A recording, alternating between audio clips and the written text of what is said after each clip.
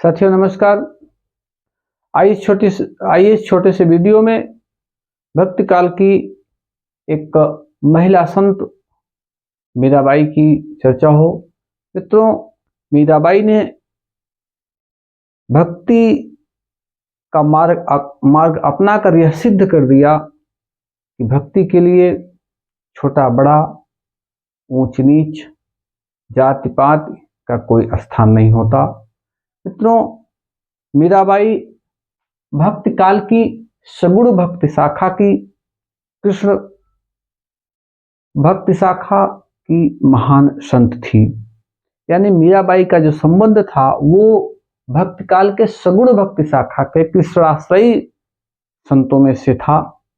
और मित्रों, आपको बताना चाहेंगे कि इनका जो जन्म हुआ था 1498 में जोधपुर के कुर्की ग्राम में हुआ था, जोधपुर में हुआ था। और इनके पिता मेड़ता के राजा रतन सिंह राठौर थे, जो एक चर्चित राजपूत थे। मित्रों, मीराबाई के पिता मेड़ता के राणा रतन सेन राठौर थे, जो एक चर्चित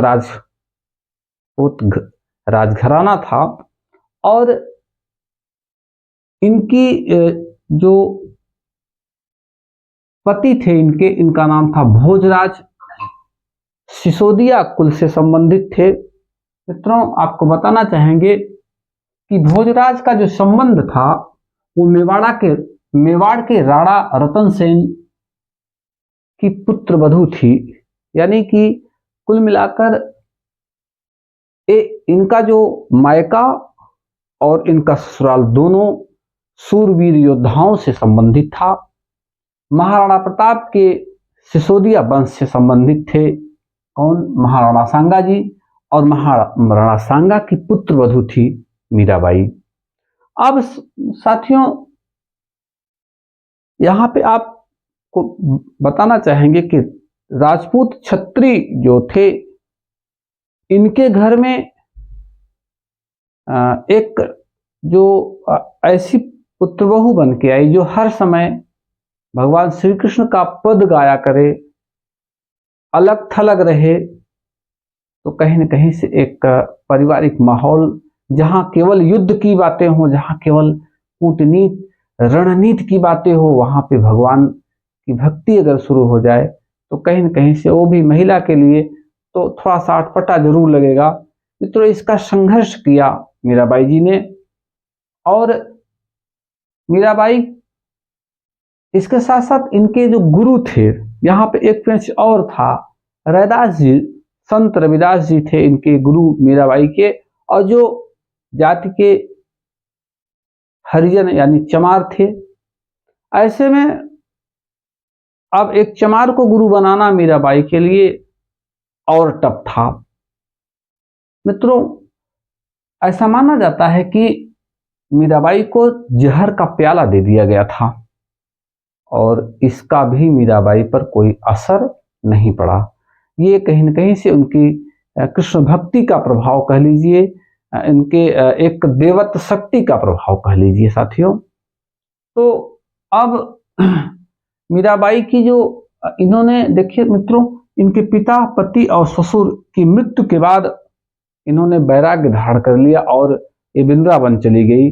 वृंदावन मथुरा में जाकर वहीं पे इन्होंने भगवान श्री कृष्ण की भक्ति में गीत गाए और मीरा के पद के नाम से अनेक रचनाएं, राजस्थानी, हिंदी, अवधी, ब्रज, इनका एक सम्मिश्रण भाषा में इनकी रचनाओं का उल्लेख मिलता है मीरा जी के। और साथियों, आपको बताने कुछ जो इनके पद थे चर्चित, तो पायो जी मैंने राम रतन धन पायो, पायो जी मैंने राम रतन धन पायो, मीरा तो गिरधर गोपाल दूसरो न कोई, मोहे चाकर राखो जी मैं तो सांवरे के रंग राची। ये कुछ इनके जो चर्चित पद हैं, जहां से कहीं न कहीं से कभी कभार क्वेश्चन इसका रिलेशन बन जाता है, क्वेश्चन आते रहते हैं। तो साथियों, आपको अगले स्टेप में बताना चाहेंगे 1547 में द्वारका में इनकी मृत्यु हो गई थी। तो ऐसी थी महान संत, महान ज्ञानी कवियत्री मीराबाई जी, और जिनका संबंध भक्ति काल के सगुण भक्ति शाखा की कृष्णाश्रयी भक्ति की संत से था, और महान विद्वान विदुषी कह लीजिए, और एक राजकुल घराने से बिलोंग होते, चाहती तो विलासतापूर्ण जीवन, हजारों दासियां आगे पीछे लगी रहती, सेविकाएं लगी रहती, इन सब को छोड़कर, एक वैभवशाली जीवन को छोड़कर मीरा जी ने भगवान श्री कृष्ण की भक्ति में अपने जीवन को लगा दिया, और बदले में हमें आपको एक मानवीय संस्कृति को पुटअप किया, दिया, आने वाली नस्लों को, आने वाली पीढ़ियों को भारत की संस्कृति और सभ्यता की धरोहर सौंपी। नमन है ऐसी महान वीरांगना को। जय हिंद साथियों।